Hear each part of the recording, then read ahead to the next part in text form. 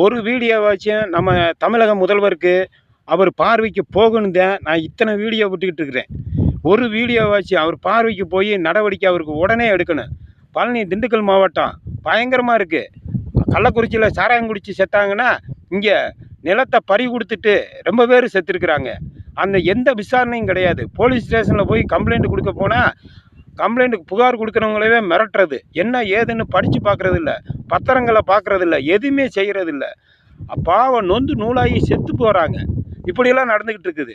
ஆனால் ஒன்று சொல்கிறேன், இது என்னுடைய வாக்கு மூலமாக எடுத்துக்குங்க. என் விவசாய நிலங்கள்லாம் தமிழக முதல்வர் மீட்டு கொடுக்கலன்னா என்னுடைய சாவுக்கும் தமிழக முதல்வரே காரணம்.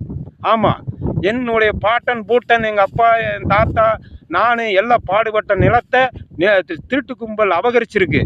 இது நாளைக்கு நான் செத்தாலும் இதுக்கு காரணமே தமிழக முதல்வர் தான் காரணம் சொல்லுவேன். ஏன்னா அவர் கையில் தானே சட்டம் இருக்குது. அவர் தானே